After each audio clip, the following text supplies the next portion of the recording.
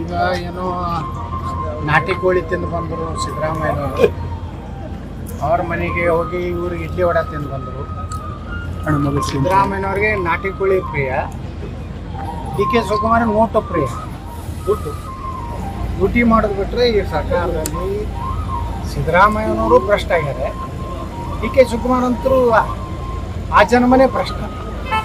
ಇಬ್ಬರು ಕೂಡಿ ಕರ್ನಾಟಕವನ್ನು ಡ್ಯೂಟಿ ಮಾಡ್ತಾ ಇದ್ದಾರೆ ಹೊರತು ಯಾವುದೇ ರೀತಿಯ ಜನಪರವಾದಂಥ ಅಭಿವೃದ್ಧಿ ಕಾಮಗಾರಿಗಳಿಲ್ಲ. ಮಾತೆತ್ತಿದ್ರೆ ಗ್ಯಾರಂಟಿ ಒಂದು ಬಿಟ್ಟರೆ ಅವ್ರ ಬಳಿ ಇಂಥ ಒಂದು ನೀರಾವರಿ ಯೋಜನೆಗಳು, ಈ ಭಾಗದಲ್ಲಿ ಕೈಗಾರಿಕೆಗಳು ಅಂತ ಯಾವುದೇ ಒಂದು ಯೋಜನೆ ಬಗ್ಗೆ ಮಾತಾಡೋದಿಲ್ಲ. ಬೆಳಗ್ಗೆ ಎದ್ದರೆ ಆ ವಾಚ್ ಹಾಕ್ಕೊಂಡ್ರು, ಈ ವಾಚ್ ಹಾಕ್ಕೊಂಡ್ರು. ಇವರು ಏನೋ ಮುಖ್ಯಮಂತ್ರಿ ಉಪಮುಖ್ಯಮಂತ್ರಿ ಅದಾರೆ. ಅವ್ರ ಮನೆಗೆ ತಿಂಡಿಗೆ ಹೋಗೋದು, ಇವ್ರ ಮನೆಗೆ ತಿಂಡಿಗೆ ಹೋಗೋದಿಲ್ವ? ಹೀಗೆ ತಿಂಡಿಗೆ ಹೋಗ್ತಾರೆ. ಈ ರೀತಿ ಜನರನ್ನ ಹುಚ್ಚರಲ್ಲಿ ತೆಗೆಯುವಂಥ ಕೆಲಸ ಇಬ್ಬರು ಕೂಡ ಮಾಡ್ತಾ ಇದ್ದಾರೆ. ಮತ್ತು ಇಷ್ಟಕ್ಕೂ ನಿಂತಿಲ್ಲ. ನಾನು ಶಾಸಕರನ್ನ ವೈಯಕ್ತಿಕವಾಗಿ ಇಬ್ಬರು ಭೇಟಿ ಆಗ್ತಾ ಇದ್ದಾರೆ. ಇಬ್ಬರು ಆಶಯ ಆಮಿಷಗಳನ್ನ ನೋಡ್ತಾ ಇದ್ದಾರೆ. ಸಿದ್ದರಾಮಯ್ಯ ಪಾಳ್ಯದಲ್ಲೋದನ್ನ ಈ ಕಡೆ ತೊಗೋಬೇಕಂತಾರೆ, ಡಿ ಕೆ ಶಿವಕುಮಾರ್ ಪಾಳ್ಯದಲ್ಲೋರು ಈ ಕಡೆ ತೊಗೋಬೇಕಂತಾರೆ. ಅದರ ಮಧ್ಯದಲ್ಲಿ ನಮ್ಮ ಸತೀಶ್ ಜಾರಕಿಹೊಳಿ ಅವರು ಮತ್ತು ಡಾಕ್ಟರ್ ಪರಮೇಶ್ವರ್ ಅವರು ಪರಿಶಿಷ್ಟ ಜಾತಿಯವರು, ಪರಿಶಿಷ್ಟ ಪಂಗಡದವರು ಮುಖ್ಯಮಂತ್ರಿ ಆಗ್ಲತ್ತ ಅವ್ರದ್ದೊಂದು ಲಾಬಿ. ಅಂದರೆ ಒಂದು ಜಾತಿ ಆಧಾರಿತ ಮುಖ್ಯಮಂತ್ರಿ ಆಗೋದ್ರಿಂದ ಏನೂ ಲಾಭ ಇಲ್ಲ. ಯಾರು ರಾಜ್ಯದ ಹಿತ ಮಾಡಬೇಕು, ಪ್ರಾಮಾಣಿಕವಾಗಿ ರಾಜ್ಯದಲ್ಲಿ ಭ್ರಷ್ಟಾಚಾರವನ್ನು ಹೋಗಲಾಡಿಸ್ಬೇಕು, ಅಭಿವೃದ್ಧಿ ಆಗಬೇಕನ್ನೋಂಥ ಮುಖ್ಯಮಂತ್ರಿ ಆಗಬೇಕು ಬಿಟ್ಟು ಯಾವುದೇ ಒಂದು ಜಾತಿಯ ಮುಖ್ಯಮಂತ್ರಿ ಆದರೆ ಆ ಜಾತಿ ಏನು ಇವತ್ತೇನು ಸಿದ್ದರಾಮಯ್ಯ ಆಗಿದ್ರಿಂದ ಇಡೀ ಕುರುಬ ಸಮಾಜ ಎಲ್ಲ ಉದ್ಧಾರ ಆಗಿಬಿಟ್ಟಿದೆ. ಇವತ್ತು ಅವ್ರು ಆ ಕುರುಬ ಸಮಾಜಕ್ಕಾದರೂ ಏನು ಮಾಡಿದ್ದಾದರೂ ಏನು ಸಿದ್ದರಾಮಯ್ಯ ಏನೂ ಇಲ್ಲ. ಮಾತೆತ್ತಿದ್ರೆ ಸಾಬ್ರು ಸಾಬ್ರು ಸಾಬ್ರು, ಬೆಳಗ್ಗೆ ಎತ್ತರೆ ಸಾಬ್ರು, ಮುಂದೆ ಸಾಬ್ರು, ಮಧ್ಯಾಹ್ನ ಜಮೀರ್ ಸಾಬ್ರು.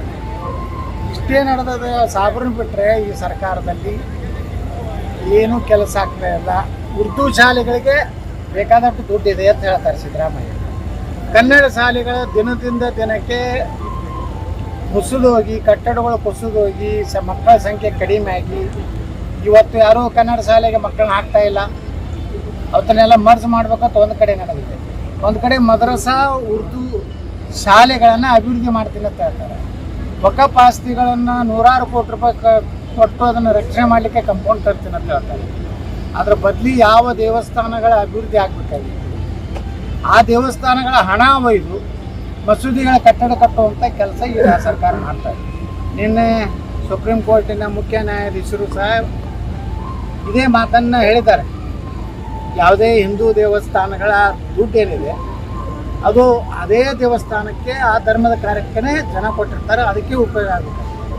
ಆದರೆ ರಾಜ್ಯದಲ್ಲಿ ನಡೀತಾ ಇರೋದನ್ನು ಎಲ್ಲ ಹಿಂದೂ ದೇವಸ್ಥಾನಗಳ ಹಣ ಇವತ್ತು ವಕಫದ ಆಸ್ತಿಗಳ ರಕ್ಷಣೆಗಾಗಿ, ಉರ್ದು ಶಾಲೆಗಳಿಗಾಗಿ 1000 ಕೋಟಿ, 2,000 ಕೋಟಿ. ಇವತ್ತು ನೋಡಿ, ಜಮೀರ್ ಅಹ್ಮದ್ ಖಾನು ಮೊನ್ನೆ ಅಲ್ಪಸಂಖ್ಯಾತ ಇಲಾಖೆಯಿಂದ 400 ಮುಸ್ಲಿಂ ಯುವಕರಿಗೆ PSI ಟ್ರೈನಿಂಗ್.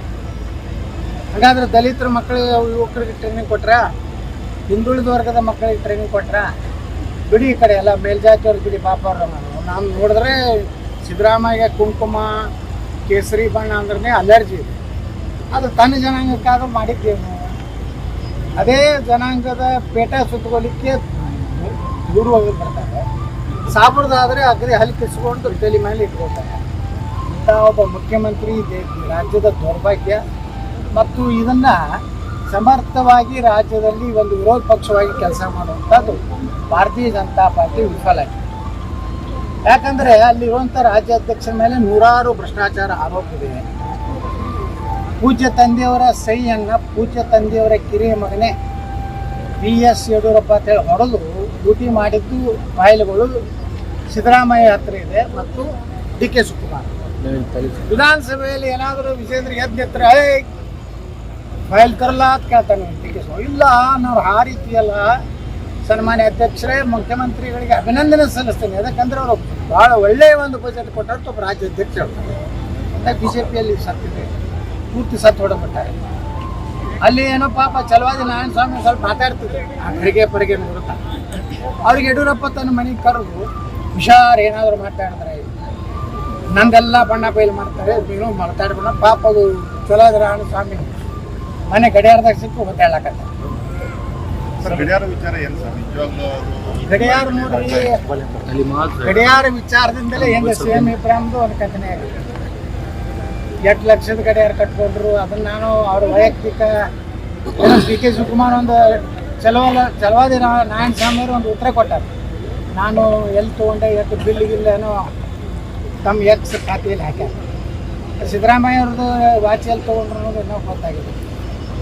ಈ ವಾಚ್ಗಳನ್ನು ಕೂಡೋದು, ಇಡ್ಲಿ ತಿನ್ನೋದು, ನಾಟಿ ಕೋಳಿ ತಿನ್ನೋದು, ಇದ್ರ ಸಲ ಜನ ಆಸೆ ಕಳ್ಸಕ್ಕೆ.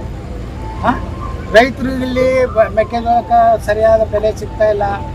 ಕಬ್ಬಿಂದು ಕಾರ್ಖಾನೆಗಳು ಹಾಳಾಗುವಂಥ ಪರಿಸ್ಥಿತಿಗೆ ತಂದು ನಿಲ್ಲಿಸಿದ್ದಾರೆ. ನೀವು ಕಬ್ಬಿಗೆ ಬೆಂಬಲ ಬೆಲೆ ಕೊಡ್ತೀರಾ ಅಂದರೆ ನೀವು ಖರೀದಿ ಮಾಡಬೇಕು. ಅದು ಕೇಂದ್ರ ಸರ್ಕಾರದ ಜವಾಬ್ದಾರಿ ಇದೆ, ರಾಜ್ಯ ಸರ್ಕಾರದ ಇದೆ. ಕೇಂದ್ರ ಬರೀ ವಿಜಯೇಂದ್ರ ಬರೀ ಹೋರಾಟ ಮಾಡ್ತಾನೆ, ಮೆಕ್ಕೆಜೋಳ ತಗೋತಾರೆ. ಅರೆ ಮೆಕ್ಕೆಜೋಳ ಆ ಕಾರ್ಖಾನೆಯವ್ರು ತಗೋಬೇಕಾದ್ರೆ ಅಲ್ಲಿ ಇಥನಾಲ್ ರೇಟ್ ಹೆಚ್ಚು ಮಾಡೋದು.